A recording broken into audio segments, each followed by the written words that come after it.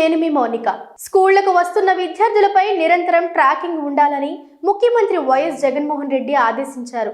సచివాలయాలు, వాలంటీర్ల వ్యవస్థతో క్షేత్ర స్థాయిలో విద్యాశాఖ ఇప్పటికే సినర్జీతో ఉందని, దీన్ని మరింత సమర్థవంతంగా వాడుకోవాలన్నారు.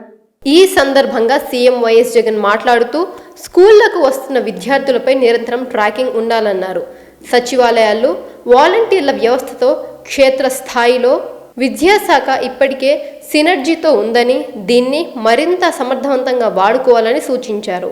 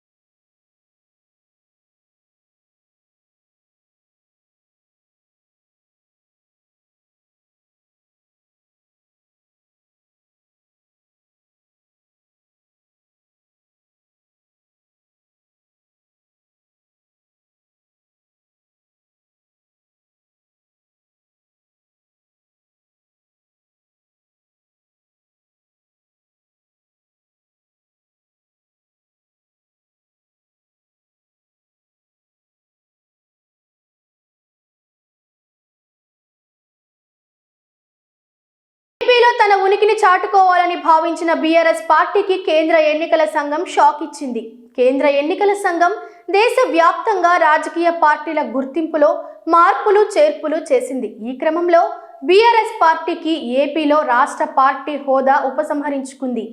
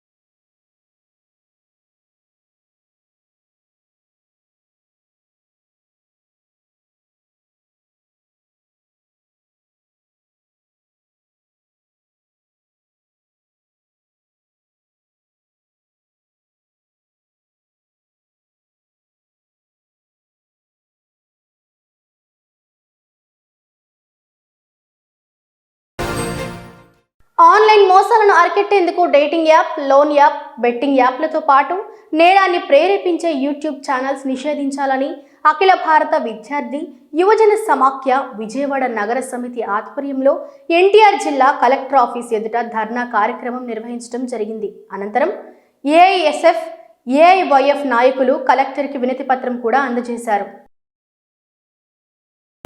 ఏఐవైఎఫ్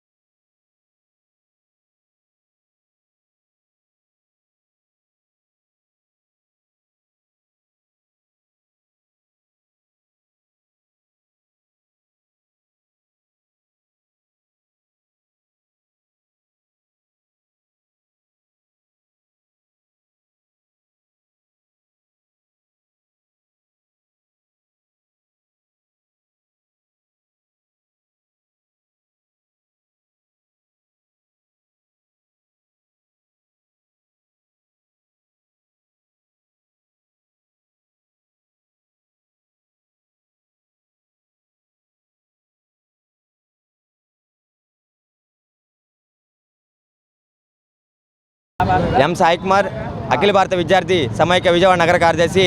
రాష్ట్ర వ్యాప్తంగా కూడా దేశవ్యాప్తంగా కూడా సోషల్ మీడియా ప్లాట్ఫామ్ పైన అనేక రకాలుగా ఫేక్ ఐడీలతో ఒక ఫేస్ మార్కింగ్ చేస్తూ వాళ్ళ ఒక ఐడి ప్రూఫ్లతో అనేక రకాలుగా ఆడపిల్ల వాళ్ళని ఇబ్బంది పెడుతున్న సమాజంలో ఈరోజు చూస్తున్నాం. దాన్ని కేంద్ర ప్రభుత్వం కానీ రాష్ట్ర ప్రభుత్వం కానీ నిషేధించాలని బాధ్యత, సరైన కంట్రోల్స్, రూల్స్ అండ్ రెగ్యులేషన్స్ పెట్టాల్సిన బాధ్యత ఒక కేంద్ర ప్రభుత్వం పైన ఉంది. అయినప్పటికీ వాళ్ళు చేపట్టడం లేదు. కానీ అదేవిధంగా ఒక రాష్ట్ర ప్రభుత్వానికి కానీ కేంద్ర ప్రభుత్వానికి అగైనెస్ట్ ఒక పోస్ట్ పెడితే మాత్రం వెంటనే అది ఐడెంటిఫై చేసి వెంటనే కేసు పెట్టి ఆ విద్యార్థిని వెంటనే ఆ యొక్క ఏదైతే వ్యక్తి అగైనెస్ట్గా పెట్టారో వెంటనే వాళ్ళని పైన తగిన చర్యలు చేపట్టి వాళ్ళని అరెస్ట్ చేస్తున్నారు.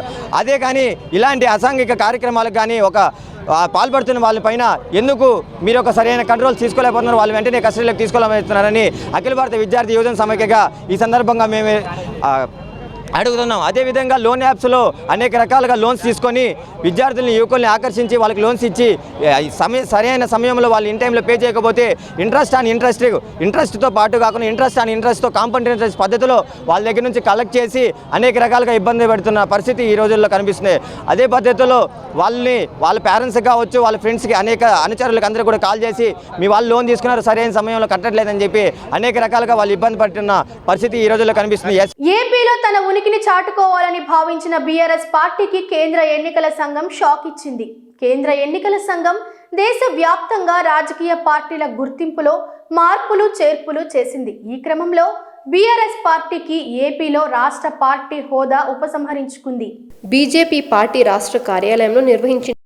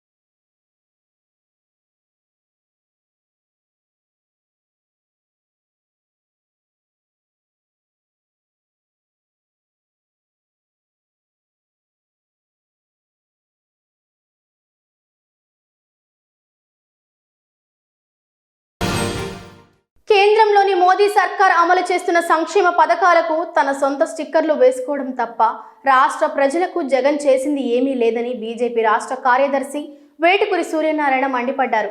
రాష్ట్ర అభివృద్ధికి కేంద్రం ఇచ్చిన వేల కోట్ల నిధులను దారి మళ్లించారని, పంచాయతీలకు విడుదల చేసిన నిధులను సైతం వైసీపీ ప్రభుత్వం దారి మళ్లించడం దారుణమని ఆగ్రహం వ్యక్తం చేశారు. హాస్పిటల్స్లో 5 లక్షల వరకు కూడా వాళ్ళు వైద్యం చేయించుకునే సదుపాయాన్ని కేంద్ర ప్రభుత్వం ప్రవేశపెడితే దానికి ఆరోగ్యశ్రీ స్టిక్కర్లు వేశారు. అలాగే రైతాంగానికి ప్రధానమంత్రి కిసాన్ సమ్మాన్ నిధి కింద 6,000 రూపాయలు ఇస్తూ ఉంటే దానికి రైతు భరోసా స్టిక్కర్ వేశారు. అలాగే పేదలకి కేంద్ర ప్రభుత్వం రేషన్ ఇస్తూ ఉంటే ఆ రేషన్ మేమే ఇస్తున్నానని స్టిక్కర్లు వేశారు. అలాగే పేదల కోసం ప్రతి పేదవాడికి సొంత ఇల్లు కల నెరవేరాలనే ఉద్దేశంతో ప్రధానమంత్రి ఆవాస్ యోజన ఇల్లులు ఈ రాష్ట్రానికి సుమారు 32 లక్షల ఇల్లులు ఇస్తే దానికి వీళ్ళు స్టిక్కర్ వేశారు. ఈ విధంగా ప్రతి పథకానికి, కేంద్ర ప్రభుత్వ పథకాలకి స్టిక్కర్లు వేస్తూ ఈరోజు మరొకసారి ప్రజల మధ్యకు వచ్చి ఇంకొక స్టిక్కర్ వేసే ప్రయత్నం ఈరోజు రాష్ట్ర ప్రభుత్వం చేస్తూ ఉంది. ఈరోజు రాష్ట్ర ప్రభుత్వం ప్రతి ఇంటి దగ్గరికి వచ్చి నేను మీకు ఉన్నాను అని స్టిక్కర్లు వేసుకునే అర్హత మీకుందా?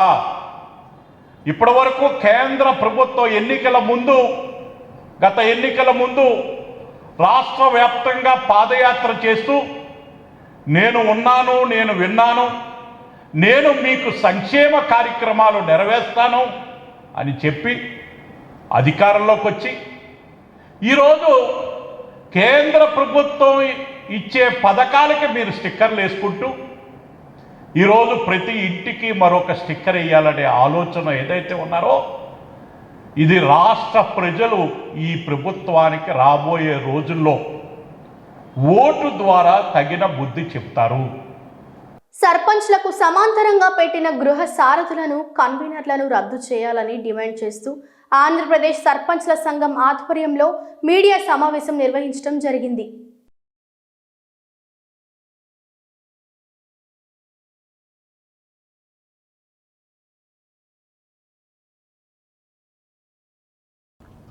దీనికి ప్రధానమైనటువంటి కారణం ఏంటంటే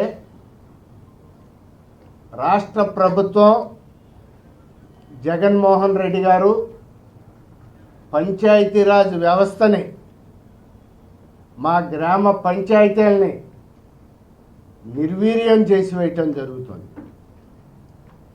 సర్పంచుల్ని ఉత్సవ విగ్రహాలుగా మార్చివేయటం జరుగుతుంది. ఇప్పటికే గ్రామ సచివాలయాల్లో అందులో కార్యదర్శుల్ని వాలంటీర్లని గ్రామ వాలంటీర్లు పెట్టి పంచాయతీలని సర్పంచుల్ని భ్రష్టు పట్టించేశాడు. మేము ఆ గ్రామ సచివాలయాల్ని వాలంటీర్లని తీసుకొచ్చి పంచాయతీల్లో విలీనం చెయ్యాలి అని చెప్పి డిమాండ్ చేస్తున్నాం. ఇదేదో మా స్వార్థం కోసం చేసేది కాదు. ఇది 73, 74 రాజ్యాంగ సవరణ చట్టాల్లో ఆర్టికల్ 243G 11వ షెడ్యూల్లో ఉంది. అన్ని ప్రభుత్వ శాఖల యొక్క అధికారులు ఆ 29 అంశాలు 29 శాఖల అధికారులు గ్రామ పంచాయతీల ఆధీనంలో సర్పంచుల నాయకత్వంలో పనిచేయాలని చాలా స్పష్టంగా చెప్పి ఉంది. అది చేయకపోగా సర్పంచులకి పంచాయతీలకి సమాంతరంగా పోటీ వ్యవస్థల్ని ఈ గ్రామ సచివాలయాలు వాలంటీర్లు పెట్టి వాళ్ళతో పనిచేయిస్తున్నారు. ఇవి బులెటిన్ అప్డేట్స్. మరిన్ని అప్డేట్స్ కోసం చూస్తూనే ఉండండి G9 న్యూస్.